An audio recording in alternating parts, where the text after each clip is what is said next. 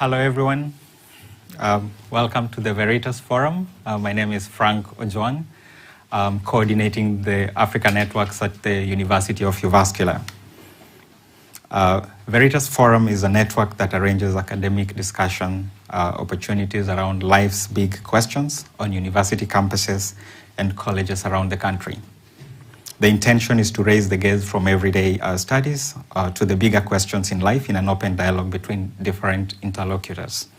Today, we gather at the Lade, this particular facility. It won the Finland Prize for Architecture in 2022. I think that may be good to know, to discuss the topic on why do some societies flourish? Why are some states better taking care of their people than others? Maybe we may also get to learn what does it actually mean to flourish. Is it context specific or is it absolute or relative? The theme will be discussed by Professor Laura Stark and Vishal Mangalwadi. And I'll let you know briefly about our speakers today. Professor Laura Stark is a professor of ethnology, and her field of interests are gender, sexuality, and poverty in urban Africa.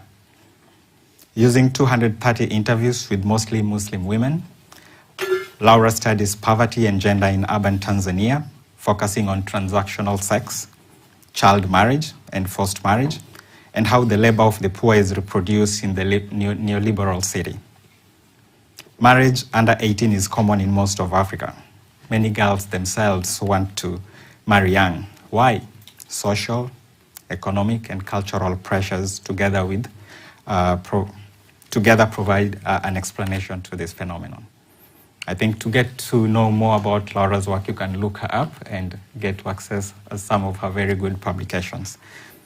And our other speaker, Vishal, is an international renowned Christian writer and philosopher, traveling around the Nordic countries for a couple of months already now, and we are honored to have him with us today. Vishal graduated from the University of Allahabad in 1969 and earned an MA in philosophy from the University of Indore in 1973. And then in 1976, Vishal and his wife moved to his father's farm and founded a non-profit organization to serve the rural poor and transform their caste-based feudal social system. His work was opposed and violently resisted. In 1980, he was briefly incarcerated, where he began writing his second book, Truth and Social Reform. During the riots that followed the assassination of Prime Minister Indira Gandhi in 1984, his organization was burned down. And in 1987, he initiated a national movement against the revival of sati, a historical practice in which a widow sacrifices herself by joining her deceased husband's funeral fire.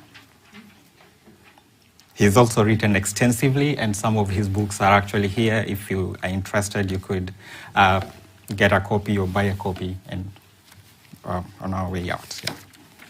So the discussion today is set up so that Laura and Vishal will present the theme separately for 15 minutes, and after that, they will each comment or react to their presentations. And then after that, it will be time for you, the audience, to comment and ask some questions. Now is the time to give the floor to our speaker. And so we can proceed with our first speaker today, Laura. Let's put our hands together for Professor Laura.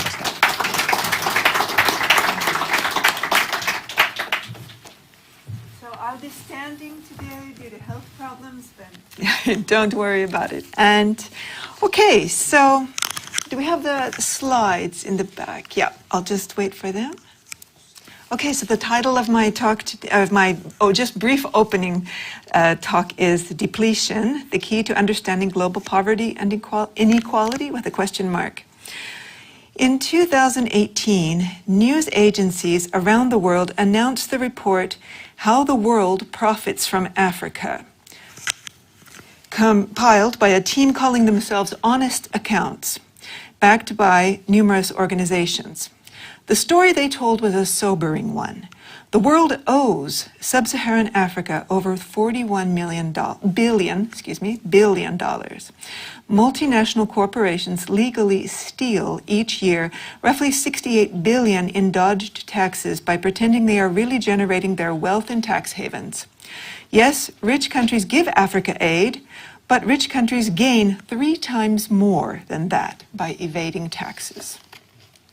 Africa is poor. We are not. Africa is poor. No, sorry. Excuse me. Africa is not poor. We are stealing its wealth.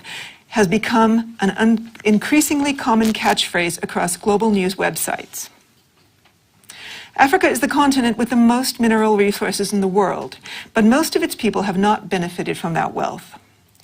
If we want to ask the question, why do some societies flourish, we need to begin from an understanding that not all countries started on a level playing field. I'm going to lay out a story here that is, I admit, a somewhat subjective and overgeneralized one coming from my ethnographic research on the ground in some of the poorest urban neighborhoods in East Africa. It's subjective because nobody actually knows the whole truth about where money comes from and where it goes in today's incredibly complex global corporate capitalism.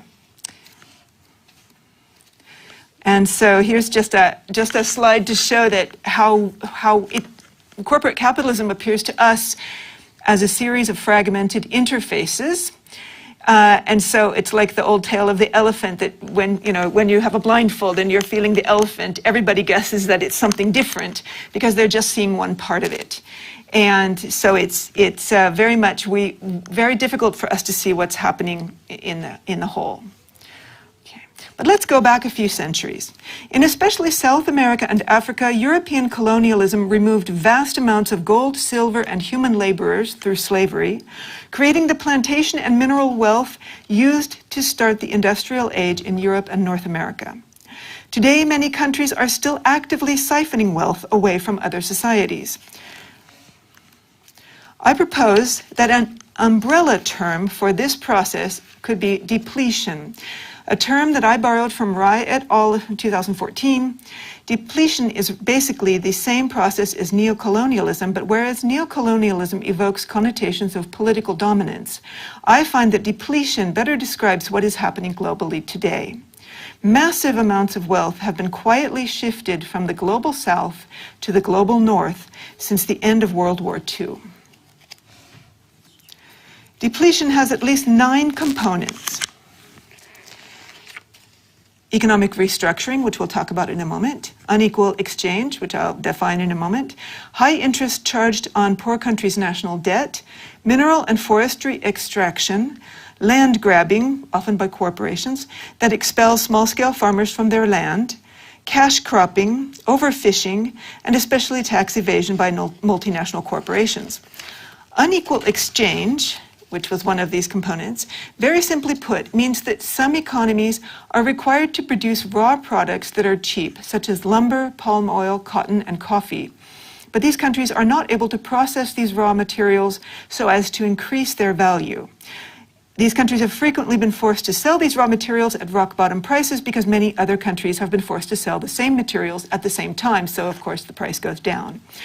What forces these countries to do this? We'll get to that in a moment. Because these countries then import processed goods from places like Europe and North America that are more expensive than the goods they export, these poorer countries have trade deficits. Economist Andrea Ricci, in his book Value and Unequal Exchange in International Trade, The Geography of Global Capitalist Exploitation, argues that poorer nations thus donate resources to enrich the affluent nations. Obviously, the situation's causes are complex. Also, within societies, certain groups deplete other groups. All of these power dynamics are forms of structural violence.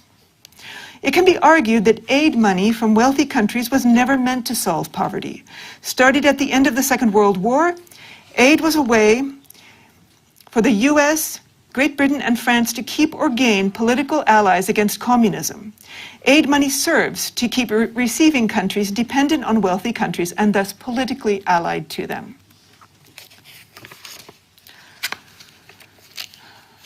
Wait, maybe we won't go back. Yeah. Okay. Poorer countries whose wealth is constantly being drained away, have no means to build stronger governments that can help their own people. But what of corruption? Browsing through English language chat groups and internet sites by and for residents in wealthy countries, government corruption in Africa seems to be the most common explanation offered for Africa's poverty. Yet I wonder if there's a different way to look at the situation. Governments in much of sub-Saharan Africa know there is no way to win the global political game as it is currently being played and dominated by wealthier countries. So these officials in poorer countries use their positions as part of the state to run businesses instead of actually governing. Yes, they may keep their profits safe in Swiss or offshore bank accounts rather than reinvesting them in their own countries, because they know such a reinvestment would likely just be depleted in any case by wealthy countries at some point in the near future. Not all of their profits, however, that they get from bribes given by foreign corporations or that they get from running businesses when they have the sort of the monopoly on the business, not all of this profit ends up in their own pockets. Many politicians, this is in sub-Saharan Africa, many politicians, doctors, and teachers who receive salaries do ask for small and large bribes from fellow citizens, but they usually funnel this money down to dozens of poor family members, paying for nieces and nephews' school fees and aunts and uncles' hospital visits. Persons with access to money flows in poorer countries are expected to channel a lot of their wealth informally down to their own networks of relatives and kin. So it's a different logic of distribution than what we are used to. So why are some states better at taking care of their people than others? Scholars have argued that we need to look at which states in the global order are allowed to have sovereignty. That is, which nations have the authority and power to make their own decisions. We live in a post-Bretton Woods world order. The 1944 Bretton Woods Conference, otherwise known as the United Nations Monetary and Financial Conference, was organized in the United States toward the end of the Second World War. 730 delegates from 44 countries on the Allies, the winning side of the war, met to establish guidelines for a new post-war international money system and to lay the foundation for today's global economics. The conference created fixed exchange rates and open markets as the cornerstones of a new global monetary system, pegged the value of the other nation's currency to the US dollar, which in turn was pegged to the price of gold. The Bretton Woods system is partly responsible for the fact that wealthy countries can afford to maintain the armies that defend their sovereignty. And they don't necessarily have to pay back the debt they owe to other countries, the US being a good example. The US, of course, pays the interest on the capital of its debt, but whether it ever pays back the actual capital is going to be interesting to see. Countries in sub-Saharan Africa have not been so lucky. Most of them had only 2 decades of independence from colonialism before the Washington Consensus and the International Monetary Fund, the IMF, which was created at the Bretton Woods Conference, imposed a strict and unfair set of economic policies on these sub-Saharan African countries. These policies were the structural adjustment programs of the 1980s and 1990s. Basically, the structural adjustment programs forced countries in Africa and South America to do the opposite of how European and North American countries had gained their wealth, through strong protectionism and subsidies for domestic industries. The poorer countries were not allowed to do this. As terms of their debt repayment after independence, they were forced instead into the unequal exchange I mentioned a moment ago. UNICEF was the first powerful international body to recognize and raise the alarm that these policies were making societies poorer than before, were destroying their health and educational systems, many of which were doing much better before that, and according to UNICEF, led to the deaths of millions of children and adults on these continents. African countries had no choice in the running of their own governments. In this case, this global economic restructuring depleted most African economies to the extent that the majority of citizens no longer have the possibility to get regular waged jobs. Observers have noted that policies like the structural adjustment programs have contributed to the greatest peacetime transfer of wealth from the periphery to the imperial center in history, without much media attention. What Africa has needed for over 40 years are factories. Many African countries had factories in the early decades of their independence, but debt and structural adjustment programs have led to deindustrialization. Now manufacturing is increasingly automated and requires large capital investments. Depletion has thus left Africa without the means to reindustrialize. What should indeed be the role of the state in bettering the welfare of its people? States are clearly important. In the current global system, that you can see the state is just a small part up there, government. In the current global system that is divided up into states that are assumed to be supposedly sovereign, no other institution can protect people like the state can. Transnational corporations whose growth was earlier predicted to weaken nation states have actually simply changed the role of states, because now states exist to legally and judicially protect these corporations. The state is thus the only institution that can stand up to global capitalism, because its existence is necessary for capitalism's continuation.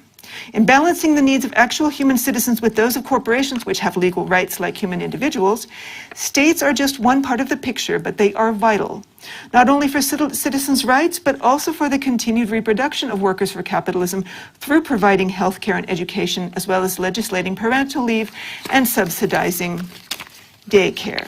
For this, states need resources. States, of course, are not things. They are social structures of relationships between people. In other words, people make states.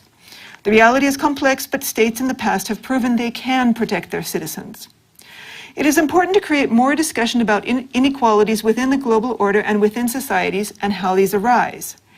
Only when the majority of citizens in wealthy countries understand why the poor are actually poor, and that from a broader global perspective, wealthy countries are not actually helping poor countries, can we begin to imagine a different world. Thank you very much.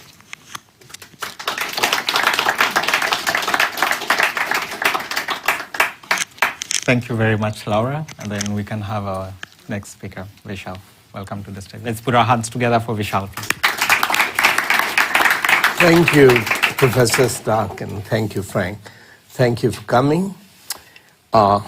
We've had a compact academic presentation. If I may begin very simply by looking at two farmers. These are small peasants, farmers in India.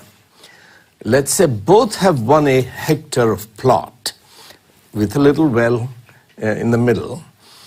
Both decide, because the agricultural department is encouraging them, to plant papayas in that 1 hectare, and both plant 100 papaya plants.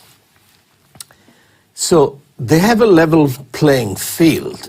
Both have the same amount of land, both have a well to irrigate, and both have 100 papaya plants. Now, suppose some are looking good when they are young, and some plants are not looking good. One of them believes that all plants are equal, and he decides to give same protection, fertilizers, manure, water to each of those 100 papaya plants. And particularly the plants which are not looking good, he invests more intense care in them, protecting them from insects, from birds, from animals, from weather. The other farmer also looks that some plants are better than the others, and he believes that the 15 or so plants which are looking really good, they are high caste.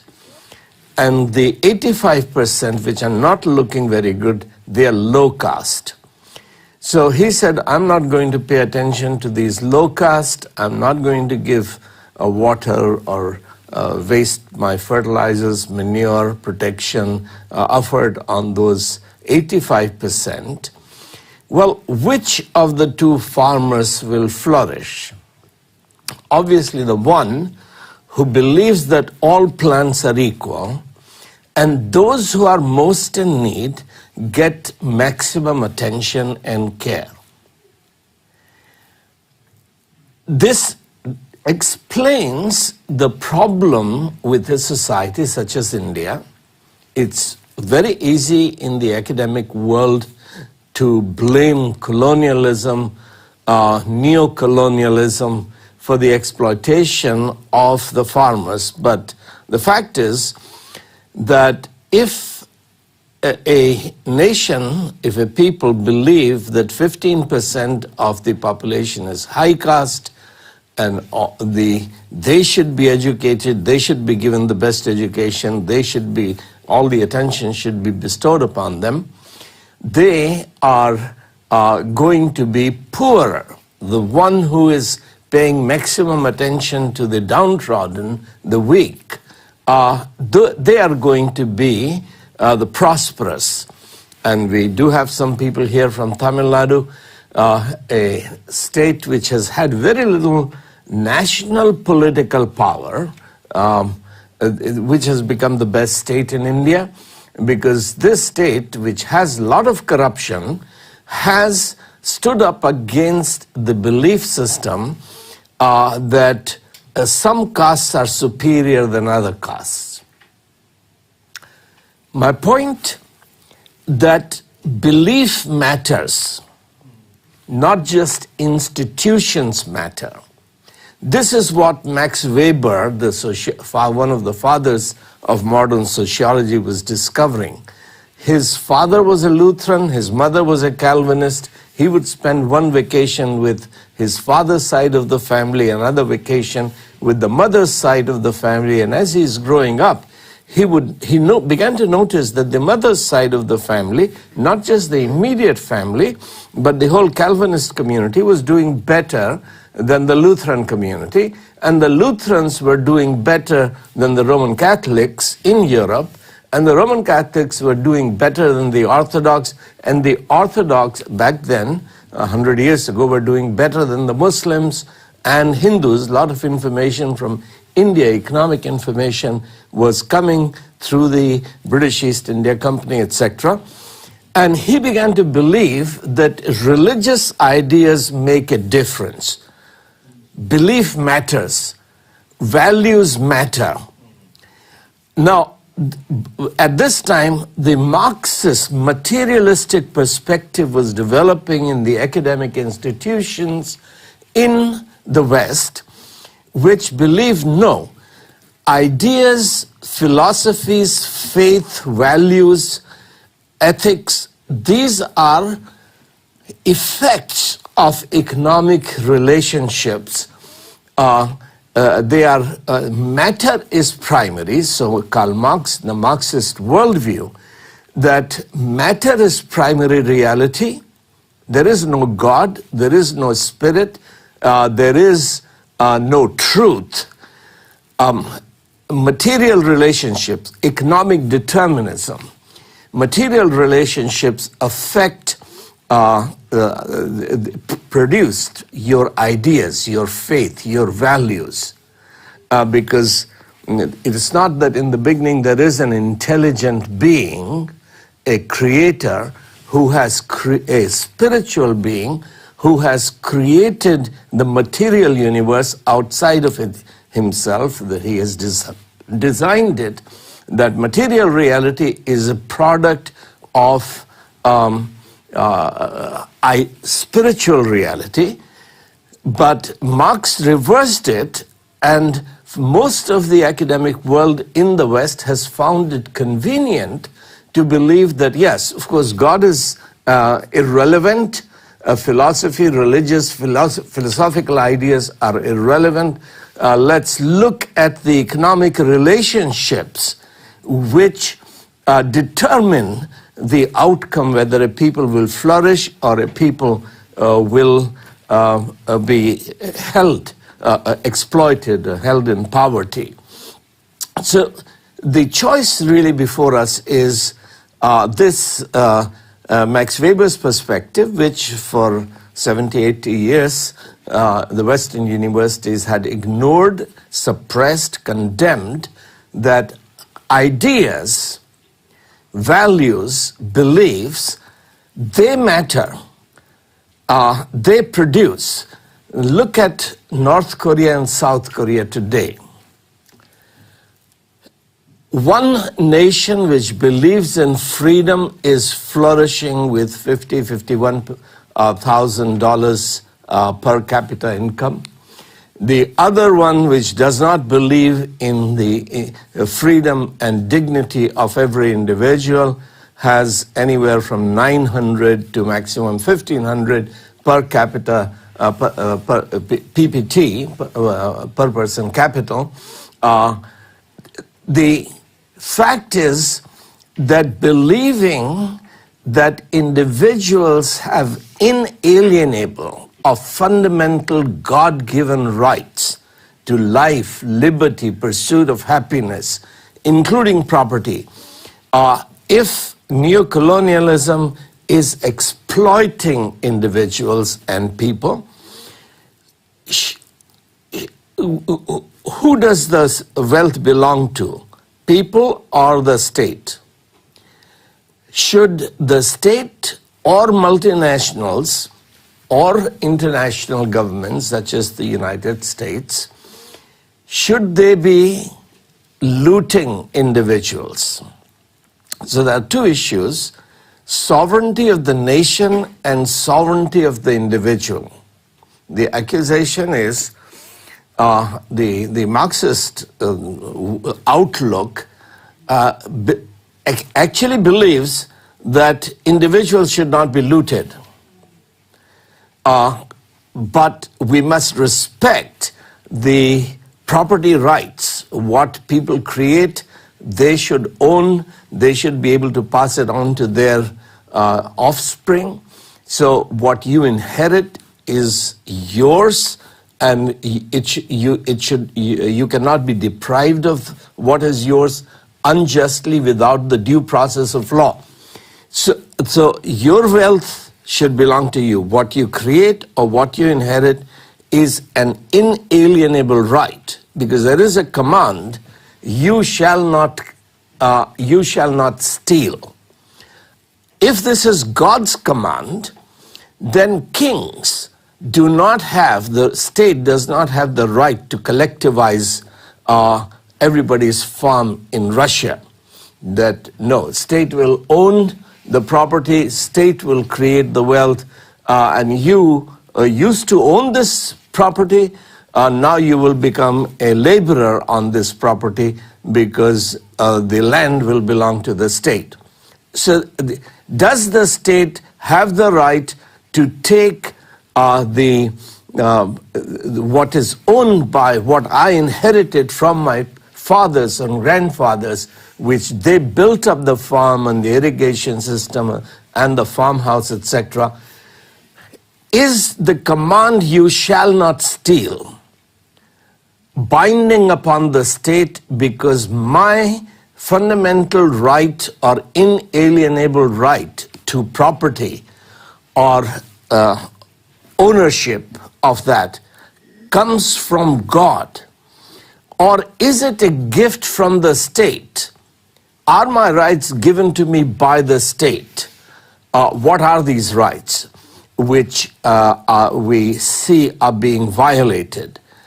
So one is the individual rights of everyone, that you have a right to life, you have a right to freedom, so you cannot be unjustly arrested and thrown in some island to work in the mines or work on the railway line, etc. Because if you do not want to do that, do you have a right to refuse?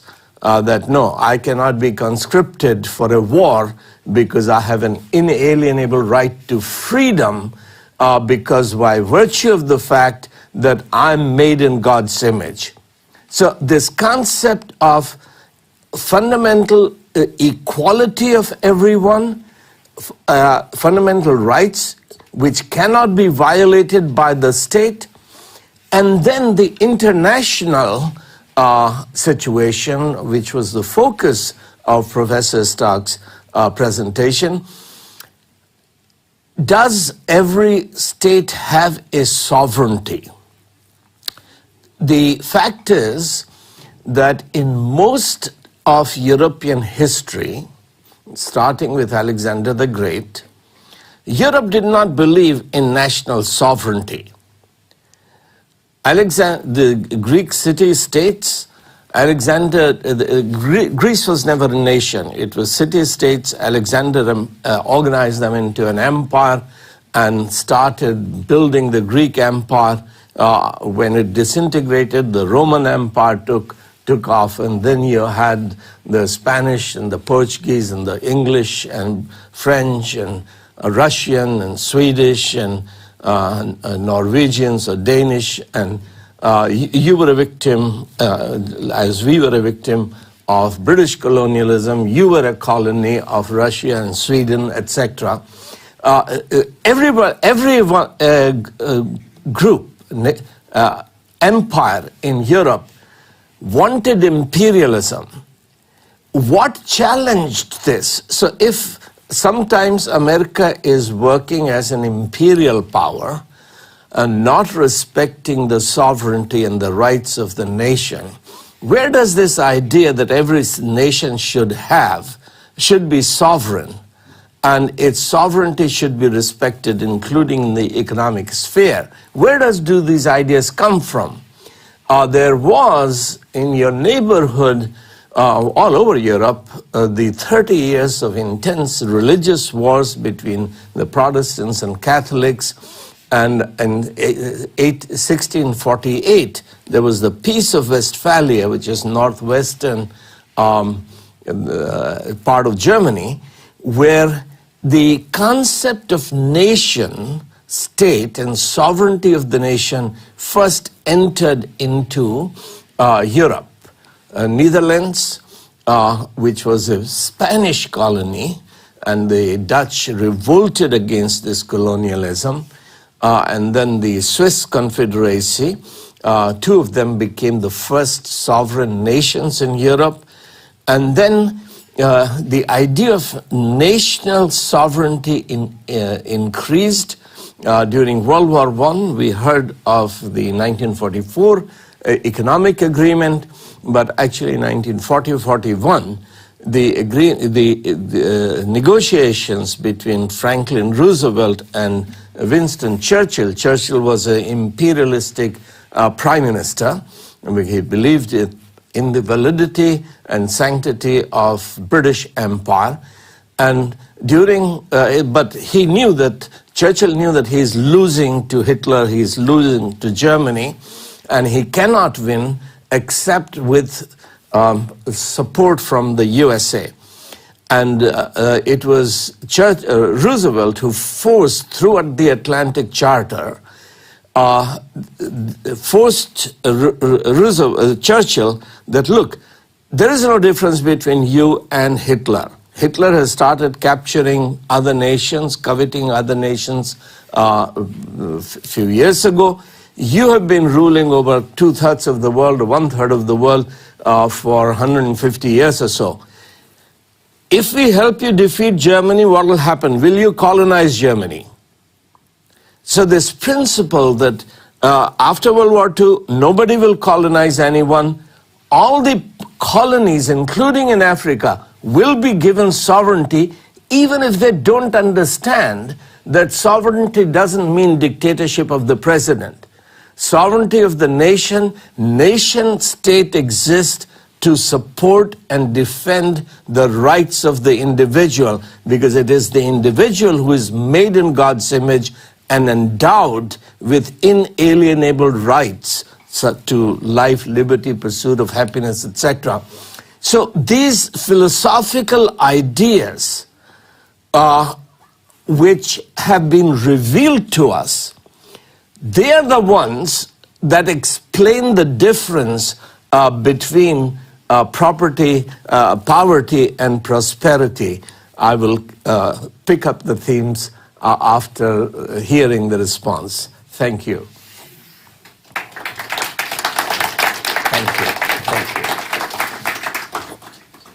Yeah, thank you so much, Vishal. Now I'll invite Laura to react to Vishal's presentation. Thank you so much for this wide-ranging and very illuminating talk in which I learned a lot. Thank you so much. And yes, you took obviously a different perspective than what I had taken, and a philosophical perspective, also one that is bringing us back to really the cultural roots of much of Europe, which is the Christianity and Christian thinking, which of course through history has played a very large role in the way that European and also the colonies that Europe colonized, in the way in which people see the world. So it's very worth taking into consideration. And I don't actually have any rebuttals or anything like this. I think it's interesting, the juxtaposition sort of Marxism with Christianity, which of course has been there since the beginning of Marxism. If it's possible to be a devout Christian and a closet Marxist, I think that would be me. I don't know how the two quite go together, but in any case, I think that certainly I really liked the example of the flourishing at the beginning. That was a wonderful example. And I think that the interesting thing is that I think that most organizations and states, many people are coming around to this idea that if we want to have, and people have been saying for decades, if you want to have a flourishing country, you really have to help everyone, and those who need more help, you've got to help them more. And this of course has been going against the grain of neoliberalism, in which the idea is that capitalism should just accumulate more and make profits, and this and this. So and global capitalism, of course. So it's so I think that it's very important to, exactly as you did, you brought us back to the question of what do we really want out of society and out of our relationship, the individual's relationship with the state, and what is a state, and what should a state be, and what should a state do. So I thank you for that, because I think you've really brought us to the core of these questions today. Thank you. Thank you so much. Thank you. I'm really honored that my publisher is here with us. She published a book which is out of print in Finnish. In English, it's called The Book That Made Your World. Its second sequel is here. But in that earlier book, I describe my wife, who's not here with us today. She started a effort to save an individual girl. She was 18 months old. Her parents were starving her to death. And my wife didn't believe that any parent could kill their child. So she invested 2-3 months, a lot of effort, and I had to get involved in attempting to save that girl. We took her to the hospital, kept her there for 3 weeks, kept her in our home, and then the mother took the girl, etc. Long story which I can't go into. When Ruth started giving money for the milk for the girl went back to starvation, of actually physically dying. And we found that the mother was giving the milk to the boys. We were paying for the milk for the girl. The mother was paying, giving the milk to the boys. So this is a major problem. 25 years ago, this is no longer true. 5 million people in Finland were producing same amount of goods and services that 120 million Arabic-speaking people were producing if you leave the oil out. So the United Nations appointed a commission to study the backwardness of the Arabic-speaking countries, including North Africa, that what's going on. And the panel was completely Arabic-speaking Muslim scholars. The chairperson was Dr. Rima Khalaf, the Minister of Education from Jordan. After years of study of what's holding these nations backward, poor, they published their bombshell report, and one of the points was suppression of women that is causing. There are many other problems. One of the points they made was that in 1,000 years, these 120 million people from 20 or so Arabic-speaking nations, in 1,000 years, they have translated and published the same number of books which Spanish-speaking world publishes every year. So intellectually, these people were kept backward.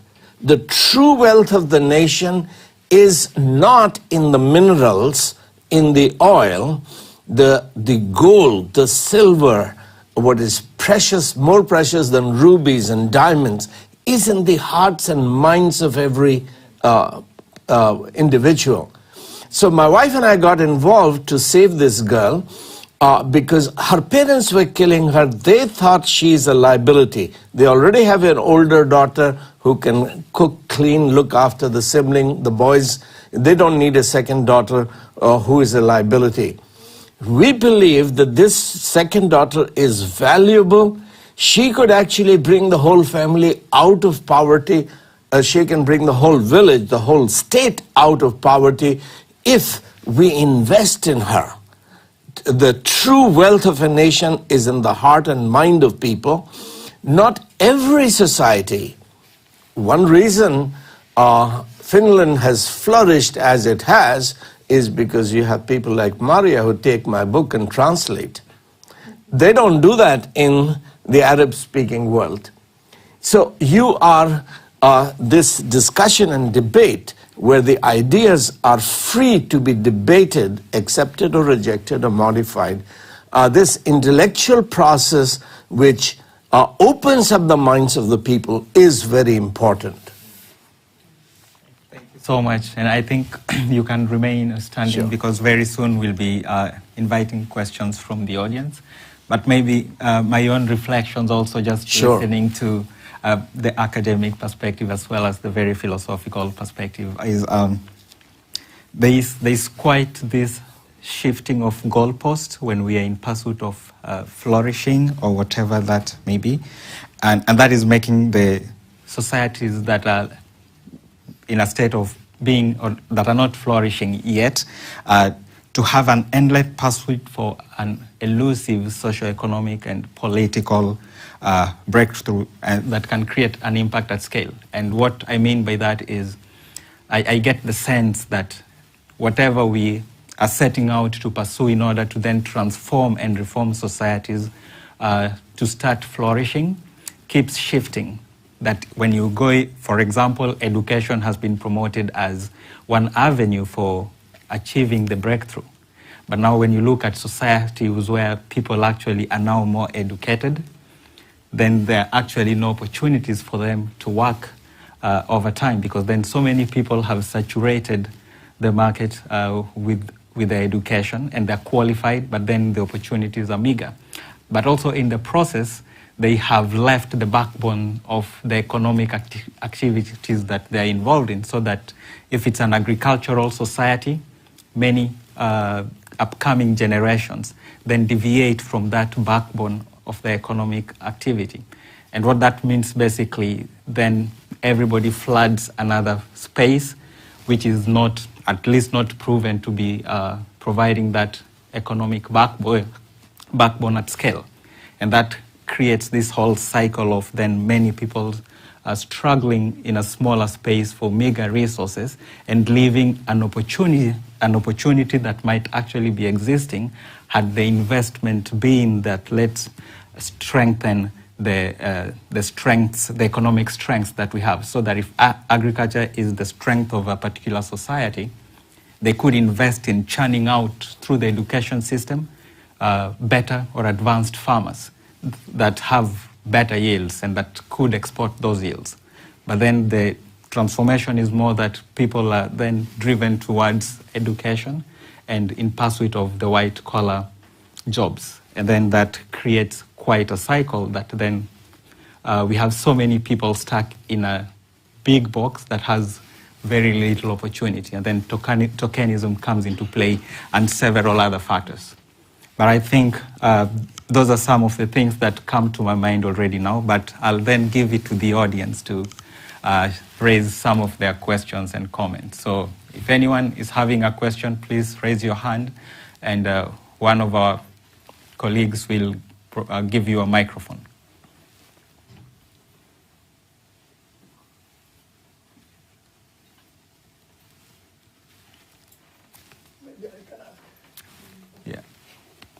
Thank you very much for the presentation.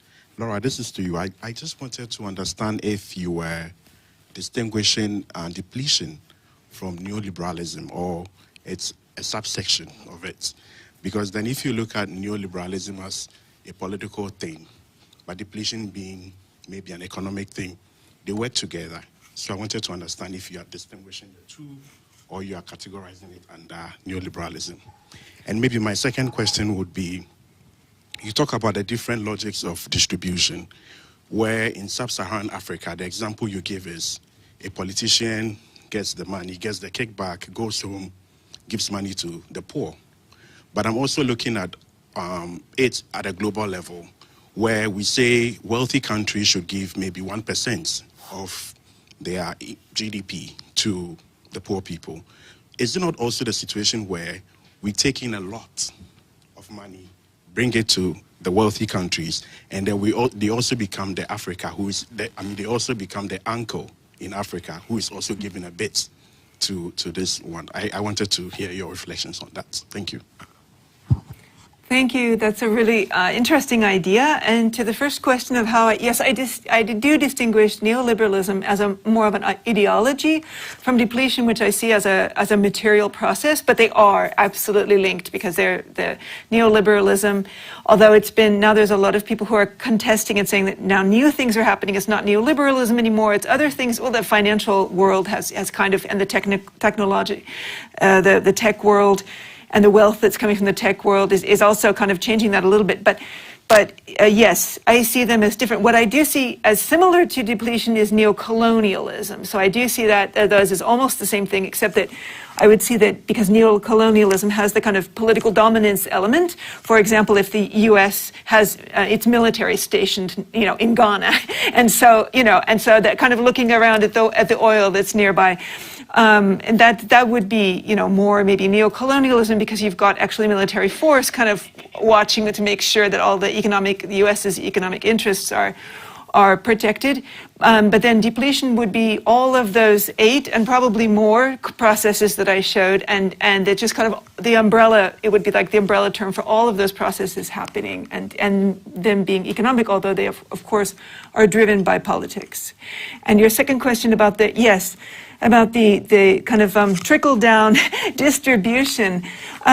What I think, instead of giving 1% of the GDP, what I think is that the wealthy countries should forgive Africa's debt. Forgive the debt that is Africa. And China probably is going to have to end up forgiving the debt that they have, the money that they've loaned to sub-Saharan Africa, because both of those, because debt is a really heavy leverage, which means that the country that owes money has to do what the richer country wants.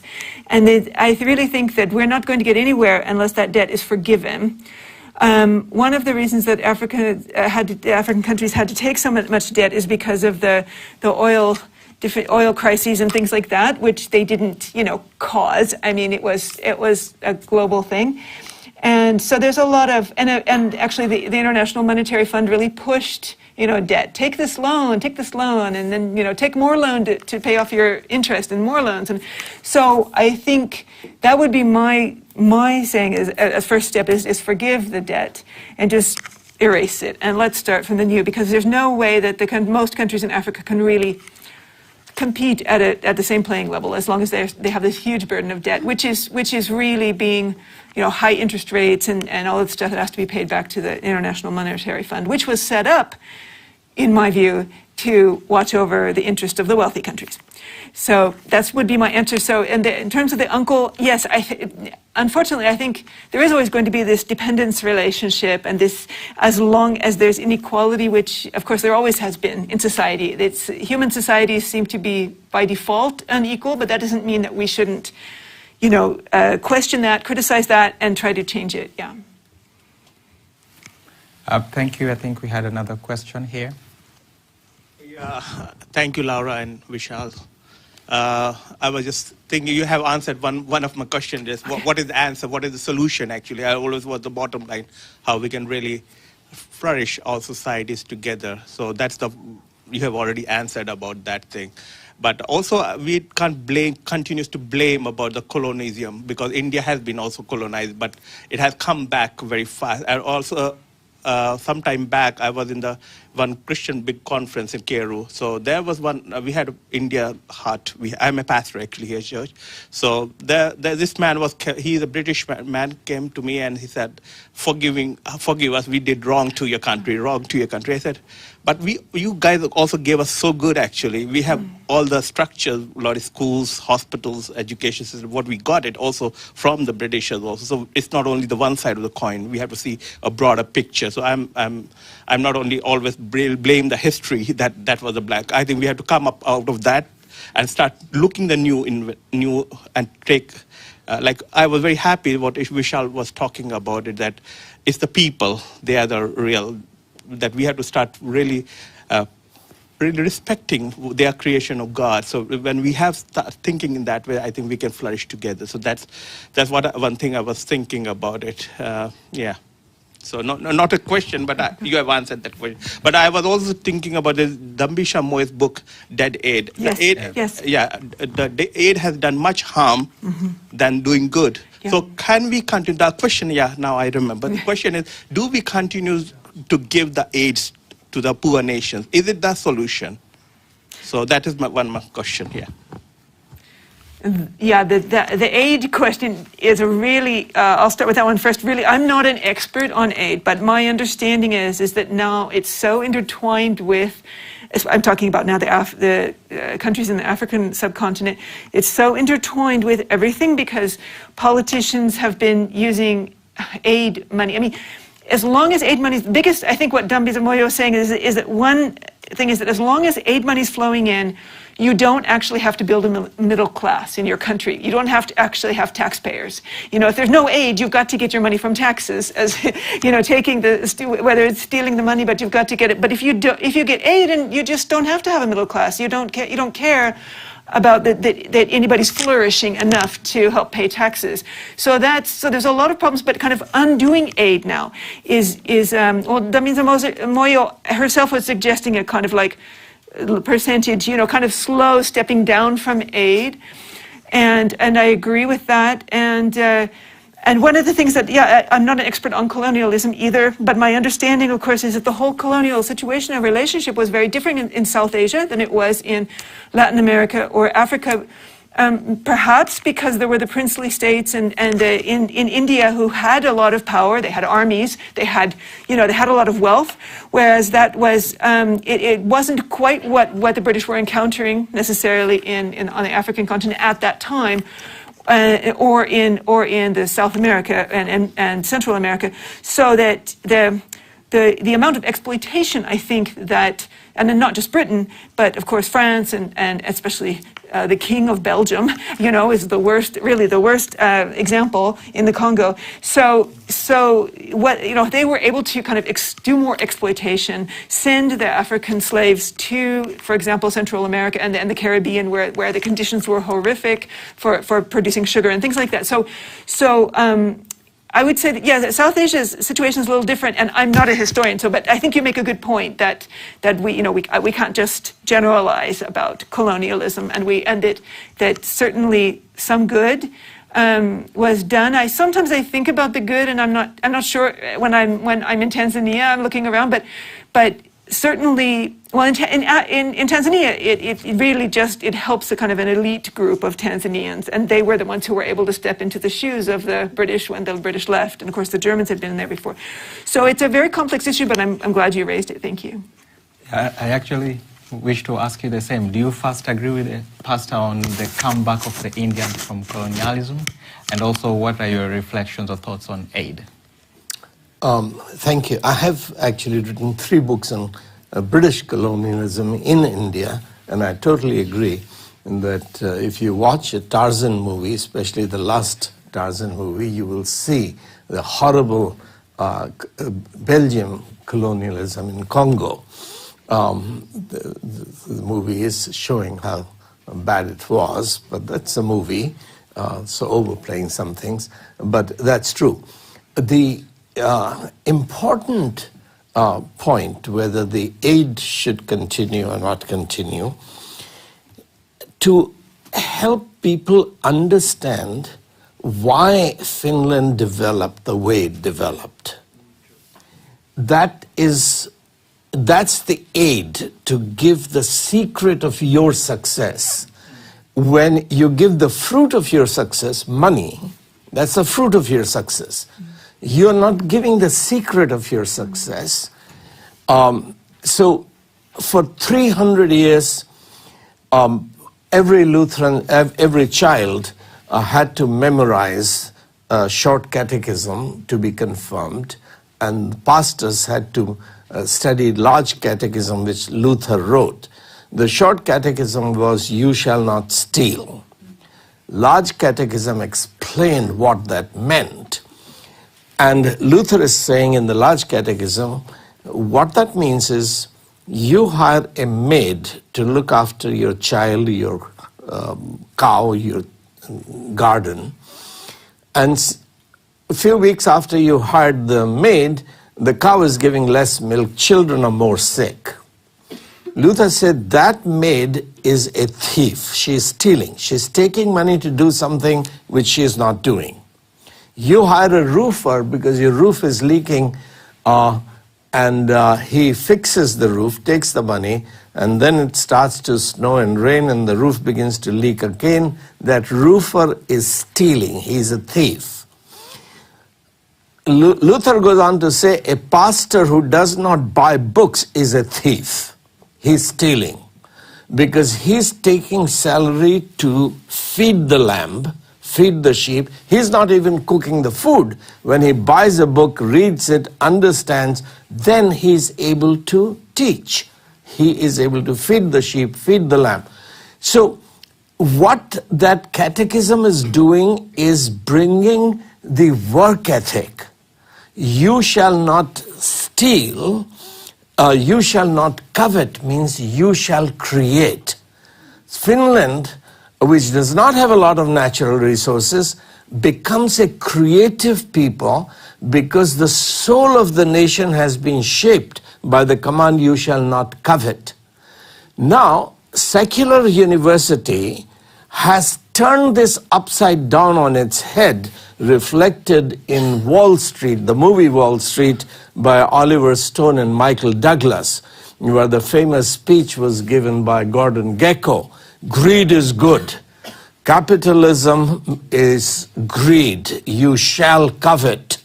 And so yes, you're seeing the ugly capitalism which is created by Western universities that do not have the moral foundation that you shall not covet, which means you shall create. So Finland became a creative culture, but how you became the creative culture, that your historians, your sociologists, your economists are not teaching to Africa, not teaching to these countries. You can blame Belgium. Yes, they were horrible. You can blame the British. But the real blame is on Western universities, which are not teaching for philosophical reasons. They are not teaching what exactly made Finland a creative, productive nation. So when you look, I've just been to Norway and Sweden. Scandinavians were terrorists 1,000 years ago. Vikings were terrorists who were looting, not creating wealth. They lived by the sword.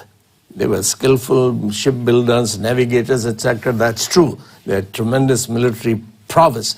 How were these people who were robbers, terrorists, how were they transformed to become creative, productive people? This is the issue which the universities are unwilling to address and face. So you blame the USA, you blame the IMF, you blame the World Bank, but the real blame is in the university world, where you're not investigating truth. You do not have the courage to teach the truth.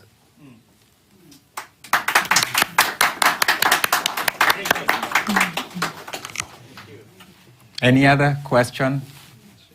Here on Thank you. The left. I was born in Belgium. We didn't have only Leopold II as king. We had very good kings also. Well, anyway, that's not my point.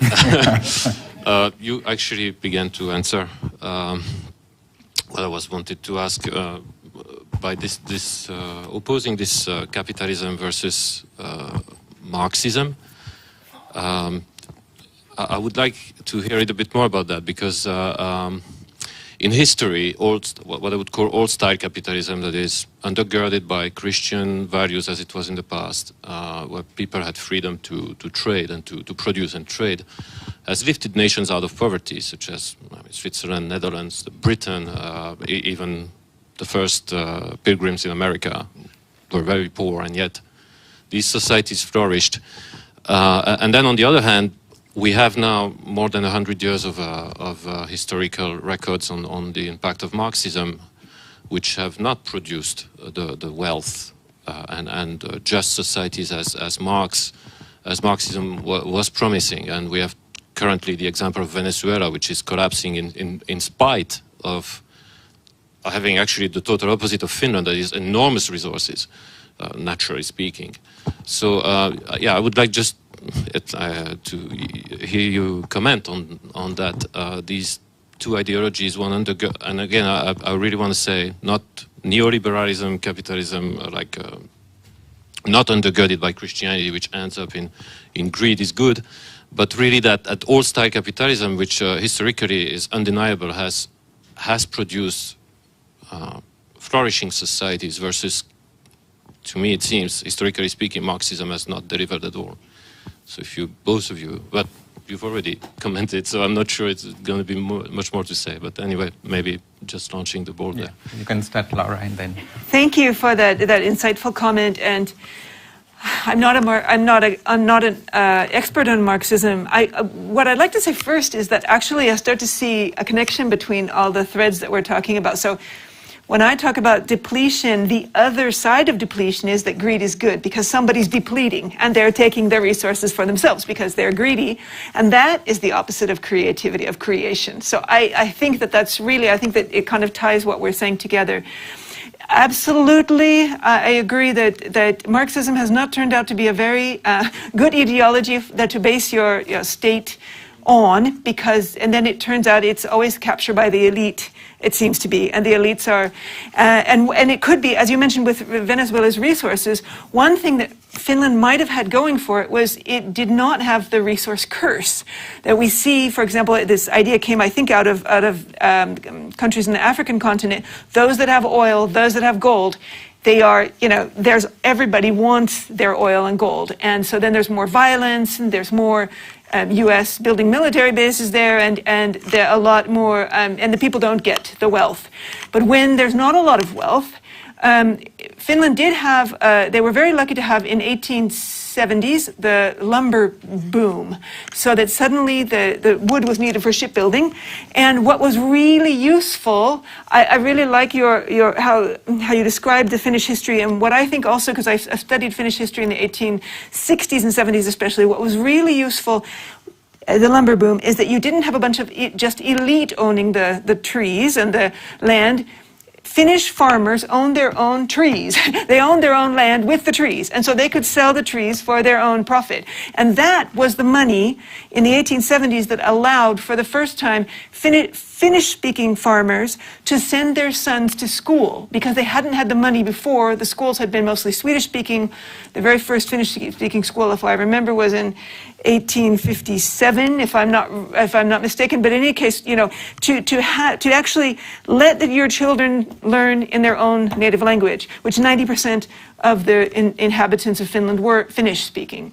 but Sweden was ruling at that time. So that lumber boom enabled the education of the first, kind of educated class of ordinary Finns who spoke Finnish, and so there was resources helped in that sense, but it wasn't this ongoing. Lots of countries had trees, so it wasn't something like gold or diamonds that that the other countries were just lusting for. So that's, yes, thank you. I just wanted to make those connections to your comment. Thank you so much. Yes, you can go. Well, thank you again, and that is very important because in India, after independence, because of the influence of Lenin and Stalin, the government owned all the trees, the forests, and therefore cutting timber was a forestry department, and if they are supposed to cut 10% a year, they were cutting 20%. You just have to bribe the ministers and sell the other 10% in the black. So there is tremendous deforestation, tremendous corruption with the timber, and that money, it's very good if the bribery money is trickling down to the poor relatives. But in India, the accusation was that the civil servants, politicians, have trillions of dollars in Swiss banks. So it turned out that it's not so much in Swiss banks because that's just a conduit for going into tax havens that you referred to in your opening statement. So the large amounts of bribes and that Indian politicians and civil servants are exploiting is actually being hidden in banks in tax havens, where the Swiss banks have improved their secrecy laws, so they are dangerous now for the corrupt, but they are not. But let me pick up the Venezuela issue. Simón Bolívar was born, he's the liberator of the northern South America and the central South America. He was born in Venezuela. He in a nobility kind of family. He was in Spain studying when Napoleon invaded Portugal and Spain, 1806 or so. He realized that since Napoleon will now be, which is France, will now keep the energies of the Spanish Empire engaged for a while, that South America, Venezuela, can revolt against Spanish Empire. So he had all these connections with chiefs, military leaders, and he said that we can throw off the Spanish Empire. And he began the conflicts in South America, and he wanted to create what he called Gran Colombia, which included modern Colombia, Venezuela, Panama, Bolivia. Bolivia is named after him, Simón Bolívar. So many of these countries, he didn't go down to Chile, etc. There was a different revolution. Now, on these military campaigns, and in some ways he was a greater military leader than Napoleon. And we yet to have a movie on him in English so that we can see. There are lots of documentaries on him. He traveled with 3 books.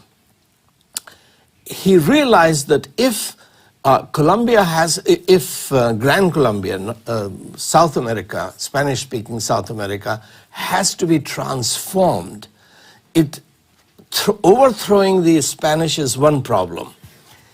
What ideas will govern? So he traveled with Adam Smith's book, The Wealth of the Nations, Voltaire's essays, and Montesquieu's book, The Spirit of the Laws. And this is what he was propagating, the spirit of the laws. But whole of South America has continued to live with spirit of lawlessness. He was championing Adam Smith economic theory. He's deemed to be the father of modern capitalism, wealth of the nations. But the spirit of poverty continues in spite of the fact of the enormous resources of Venezuela, which are not being looted by European powers or North American powers, but they're destroying their own resources. So there is a very good case that American boots, Osama bin Laden hated American boots, that why are you there on our holy land controlling our oil? But the fact is that Arab oil was discovered by the British. Americans began to refine it, sell it. Americans are there, yes, their presence, their military is keeping the corrupt sheikhs in power.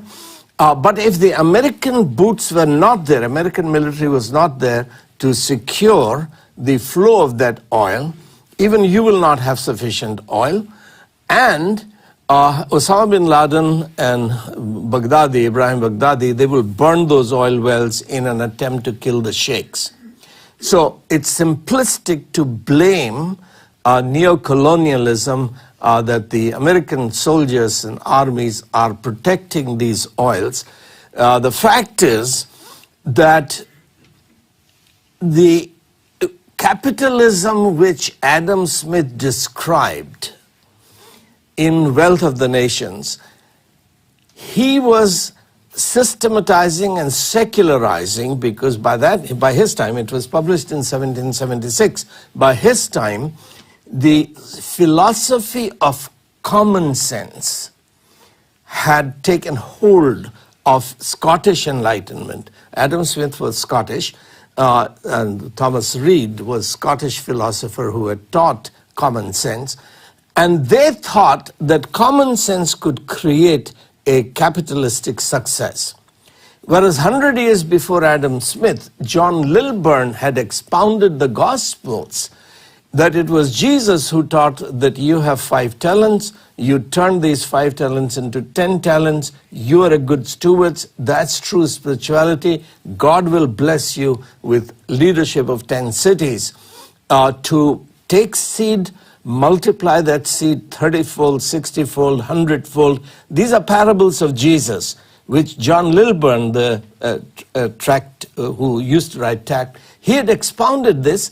This is the teaching that had made the Reformed nations, Protestant, including Lutheran, Protestant nations productive and creative. To turn your 5 talents into 10 talents is true spirituality. To create wealth is good. It's true spirituality.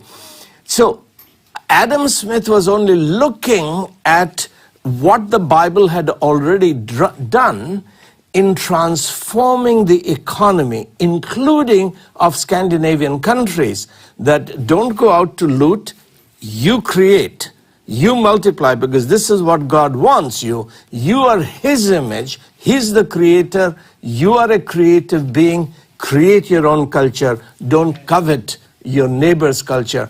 So Venezuela's problem and Colombia's problem and whole of the Spanish-speaking South America's problem is that they tried to build their independent nations and on a French Enlightenment.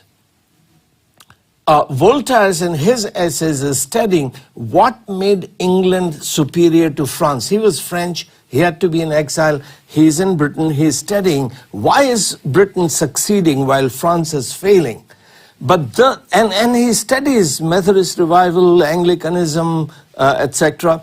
But the universities, because of their faith in rationalism, faith in empiricism, faith in common sense, they have not looked at the spiritual values that European Enlightenment, French Enlightenment tried to hijack. Equality, fraternity, liberty. These were all values that had come from the Bible, but the European Enlightenment, French Enlightenment in particular, tried to cut off these great values from their roots which were in the Bible. Why should anybody be free? Why should anybody have right to property? If I'm strong, why can't I take his property? What makes a woman equal to man? These are philosophical issues, and the fact is that the ideas that transformed the West came from the Bible, which the universities have been undermining. So Western civilization is now a beautiful bouquet of flowers, where flowers have been cut off from their roots, and these flowers are withering. And that's what happened to Spanish South America and Portuguese South America and Brazil, that they looked at the Enlightenment thinkers, and none of those great ideas of equality, fraternity, liberty, they didn't work in French Revolution. Within 6 years, French Revolution became a reign of terror, ended up with the dictatorship of Napoleon Bonaparte. That's what has happened to the most of South America. Wow. Thank you. Yeah, so now we're about starting to wrap up, maybe in the next 10-15 minutes, but I'll still take a burning question. Yes, please. Let's have the microphone over here. Okay, you can go ahead and then we'll take this as well. Yeah. Thank you. I'm asking for a friend. So let's make a thought play a little bit. This is a question for both of you. Between Europe and Africa, there are food tariffs. What would happen if we removed those food tariffs? Yes, you can start. I'm going to tell you that I have no idea, but something very, very interesting and unusual will happen, I'm sure, because I don't know enough about tariff economics. So, but that's a very, very good question. So I'll turn that over to my colleague here. Well, thank you. Earlier, Professor Stark mentioned forgiving debts.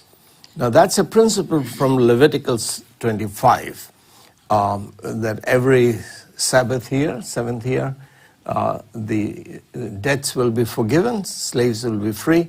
If you were compelled because of whatever, that the husband went to war, died, his wife couldn't cultivate her farm, she had to sell the farm.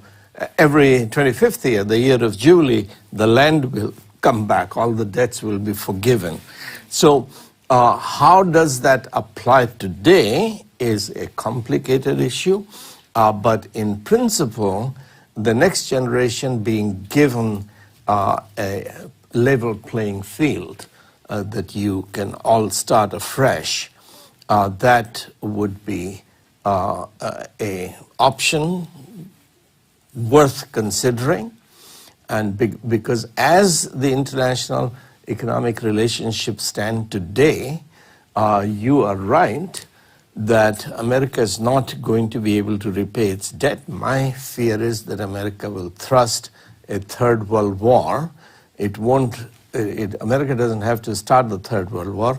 It can use Israel to start a third world war, because particularly against China, because that would be the best way to write off the debts.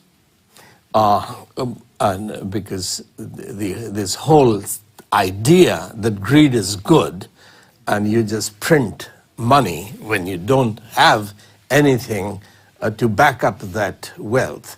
And so it was President Nixon who cut off the dependence of dollar from gold. And you have a fiat money, a paper money, which represents nothing except a promise of a government you do not believe. Nobody believes their government. It's a post-truth world. So one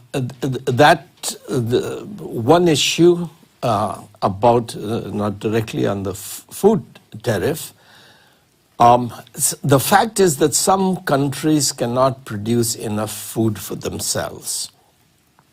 So you cannot produce rice or many, even wheat you cannot in Finland produce enough wheat. So you have to take it from warmer climates. But you do have lots of lakes and you could produce fish and you can supply fish. So this interdependence that you cannot have a lot of wool, but someone else can produce wool. And this interdependence of trading, buying, is not a bad thing. And having this trade use a common currency, that I buy wheat from you and I give you gold, and then you use your gold to buy clothes from someone else. So whichever country, whichever climate can do better in production, they should be able to do, and they should be able to trade. This was an important point of debates between Roosevelt and Churchill, because what Roosevelt was saying is that, look, if we help you defeat Germany and we help you defeat Japan, and you colonize Germany and Japan, then you control all the trade routes, all the world. We want to buy some silk from India, we have to buy it through you because India is your colony. We have to pay you. You get money for doing nothing except having political military power, which you acquired with our help. So you must set these nations free, and we should build the economic institutions that you mentioned, 1944, etc., out of which came World Trade Agreements and World Bank and IMF, etc. These institutions were products of that idea that Britain should not be controlling global economy through colonialism. All the nations should be set free. Now, problem was that some nations, such as India, had highly trained civil servants and educated politicians. Many of the countries did not have, they did not understand what is freedom. They did not understand what's a nation. They did not believe in human rights. So colonies were given authority, independence, power, whereas they did not have the leaders to use that freedom to build their own countries. So that's where a lot of the effort has to go, to teach people what is a nation, how do you build a nation, what kind of laws do you need. And in that context, to be able to fight against America, against Russia, against China in these world forums is legitimate, because this is true that many of them are now driven not by altruism but by greed, and much of the aid is given in their own self-interest. That is true. But the power of pen to be able to write, but you're not opposing their greed and permitting the greed of your own leaders. You have to develop the media, the freedom of the press, to be able to hold your own leader accountable as much as World Bank and IMF and United States and UN accountable. So the food tariff,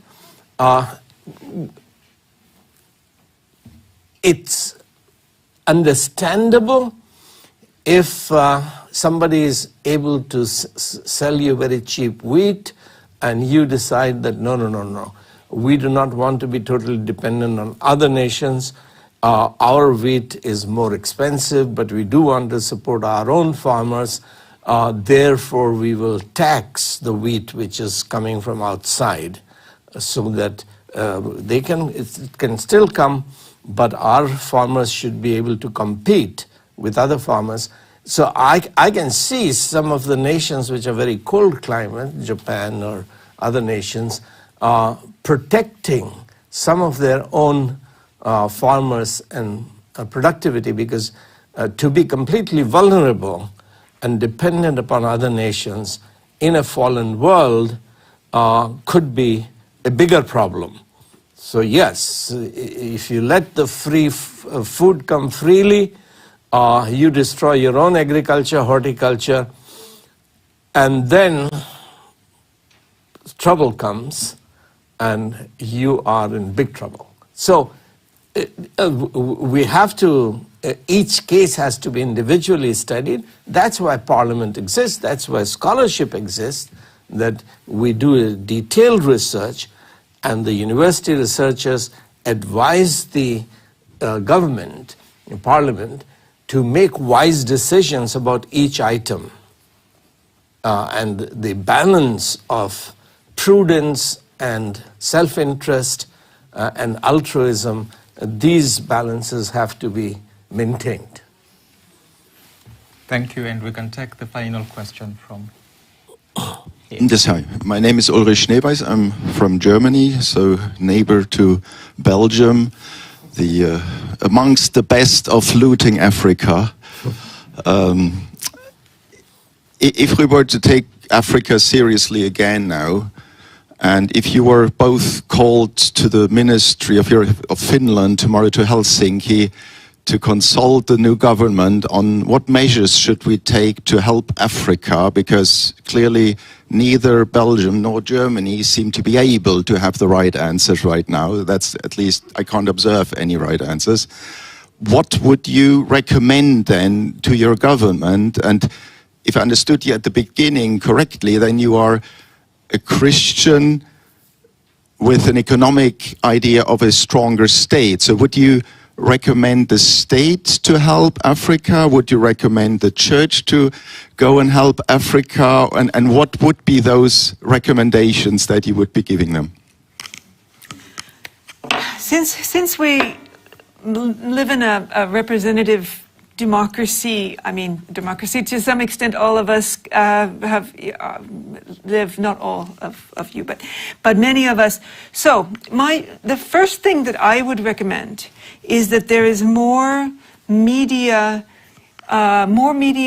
we create more media awareness amongst citizens of what we might think is really happening. Now, none of us can actually know what is really happening, but our best guess about this, based on what we're looking at, I mean, research and everything. So I would say first to make the citizens more aware of the fact that aid can be problematic, that it appears that wealthy countries are actually, taking more than they give to poor countries. If that became common knowledge among the citizens of the U.S., in the European Union, that needs to be first, because if you try any other measures, you've got citizens who are there opposing and saying, why? Because we've always helped these people and they're not, they just can't make a go of it, it's their own fault, and so on and so forth, which you find a lot still on social media. So that would be the first thing, would be the citizen awareness campaign. And then for the second, as we talked, debt forgiveness, it doesn't have to be all at once, but maybe step by step somehow, and at the same time, step by step, perhaps reducing aid. And as my respected colleague said, also, talking about how things happened for our countries for the better. Now Finland was in a particular historical context that perhaps cannot be replicated for other countries, but to talk about what did happen, what didn't happen, what went right, what went wrong, and kind of have a more open dialogue about this. Instead of, as in so many development organizations, this idea that, somehow the West just, developed toward this, perfection or towards an improvement all the time somehow just because. And this is not, of course, historical analysis at all. So that would be it would be the debt, the aid, and the citizen awareness. That would be for me, but I do not know. I'm sure there's many more better ideas too. Yeah, if you have a comment, you can. Thank you. Yes, I think developing the minds of the people, because to repeat what I said earlier, that a nation may have gold, the Gold Coast of Africa. What that did is to draw the Portuguese, the Spanish, the British, the French, I think Germans probably were not there. Everybody set up their forts fighting, and that was the ugly part of colonialism. But the fact is that the local people did not have the capacity to mine and sell. So a year, 2 years ago in Uganda, they found enormous amount of gold on the east side, which is the poor side of Uganda, and I've been there 4 or 5 times. But Ugandans don't have the capacity to mine, refine, and sell that gold. So that contract has been given to China. But then what that means is building roads, building storage, building airports. Who gets those contracts? The China would want that contract, US would want that contract, and Germans would want that contracts, and there would be fights. If the president of Uganda says that, no, we don't want to give everything to China, then he's creating trouble. So the fact is that the capacity has not been built up of the Ugandans to mine their own gold, refine it, and sell it. Uganda happens to have a strong president right now, and strong military, but there are parts of Africa where there is tremendous amount of diamonds, but those diamonds turn all the politicians into militias. Those militias are killing and looting each other, fighting each other. So that wealth does not really transform the local people, because when you make money, how is that distributed with equity? And how is that wealth? So the roads, those of you who've been to Uganda know how terrible the roads are in Uganda. But now, with all of that gold money, Uganda can have the world's first world infrastructure of roads, bridges, tunnels, trains, airports, because these are public things. But ultimately, the resources have to go into developing the minds, the character. So what secularization of education has done is separated, reduced education to information and skills.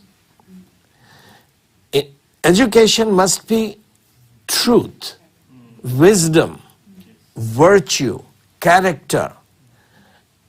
But the state taking over education, state has become incapable.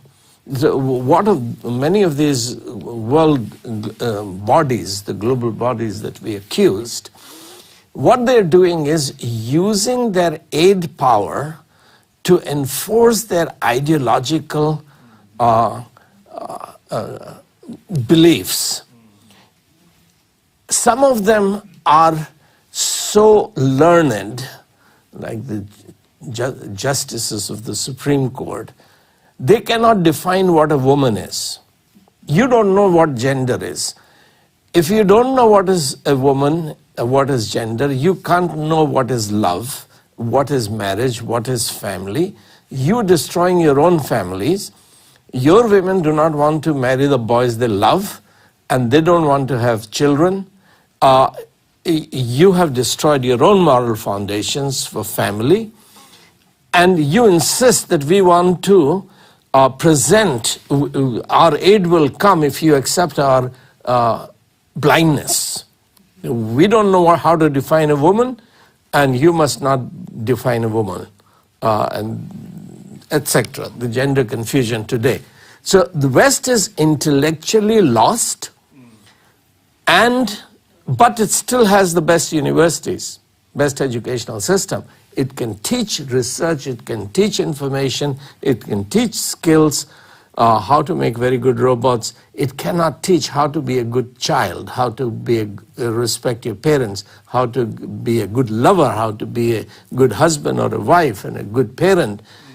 Those things you have lost, but this is the thing that is needed in in countries such as India and Africa, it's the father, is the mother who is imparting wisdom, life skills to children and strengthening that, imparting wisdom. So reintegrating education with truth and character, veritas and virtue. So that's why I'm very grateful that Veritas Forum has invited us, because the university in the West has given up veritas, or truth. You have information, but following Karl Popper, you don't even believe that even scientists can know truth. Philosophers gave up truth long ago. Science has given up truth. We only have probabilities, but we have ideologies which we impose. So what do we do for Africa? Is a new education revolution, which we've discussed in our book, The Third Education Revolution, which is there for sale. About 30 of us wrote it. We are now doing second volume, which is emphasizing education for wisdom. The third volume is Education Revolution. How can these countries that have very poor education at the moment, how can we make it, use the available technology to give them the best education and produce really educated population in these countries? So that's how I see that you can sell technology, but you can also train them to become productive societies, even if they cannot compete with China in terms of manufacturing. What are the assets that each culture has, particularly lifting up position of women that you mentioned at first, because as the panel I referred to had found, that suppression of women is a major problem. If you have not educated your women, your children will not be as strong as the children in the West, in the West. So lifting up educating your women, etc. But that also requires moral issues, because a girl can go to primary school if the primary school is in the village. If the middle school is in the next village, or high school is 20 miles away, you can't have a girl going there on bicycle or walking, because she will be raped, she will be kidnapped. So you have to bring the high school to her in her own village through the internet. You can't have a teacher if there are only 10 students studying in 9th grade. You can't hire teachers. But you can take teachers online into those villages.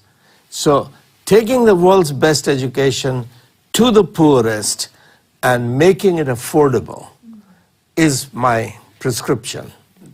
And it's discussed in that book, The Third Education Revolution. Yeah, thank you. And yeah, I know there are a few more questions, but now we have to wrap up. I'll just give 2 minutes to each of our speakers to give their closing remarks and share with us what they would wish that the audience remember from this conversation today. We can start with you, Laura. Thank you, Frank. Well, I really liked the last question that was asked, because it helped us summarize what we really think should be done. And I've given these talks before, and people ask, well, what should we do? And I say, I don't really know.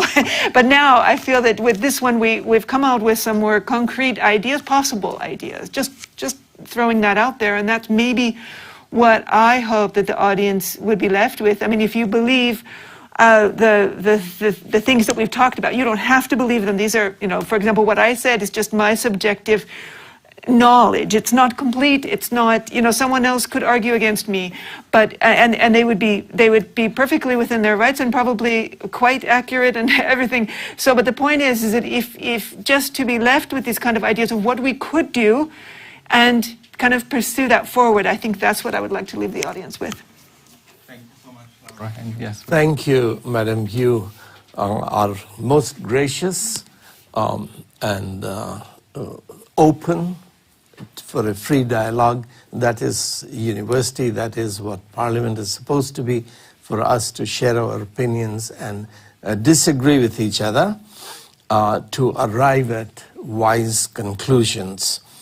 So I think from my point of view, to summarize what we've said for 1.5 hours is the fundamental philosophical issue is whether matter determines ideas.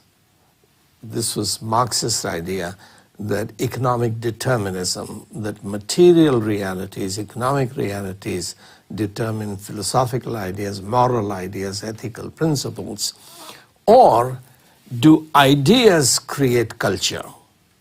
Do ideas create economic prosperity? And I happen to believe that God is the creator. We are made in His image. We are the only culture creating species because we have the gift of the reason, gift of mind, gift of language. It is ideas that change economic reality. And this has been very hard, although Max Weber talked about it 100 years ago. The person who has impacted me the most, where today's topic comes from, is David Landis. David Landis was macroeconomic historian in Harvard University.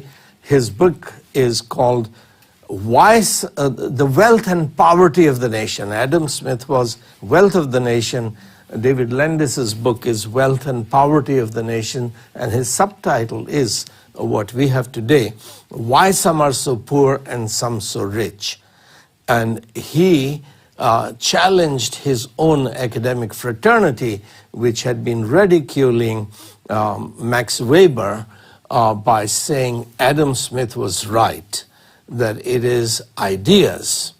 Max Weber was right, that ideas matter, religious ideas matter. The faith, whether men and women are equal, it matters. Whether women can emancipate the whole family, whole village, whole community out of poverty, that's a matter of faith. If you believe that, you will work to give every girl an opportunity. So that's, to me, is the fundamental issue. And this means that the reform of a nation is confrontation of ideas, opposing ideas. That you have to, if you want to reform a nation, you have to understand the ideas which are governing that nation at the moment and come up with better, truer ideas, so that as the mind changes, the material reality will also change. Thank you so much. I think let's put our hands together for our speakers today.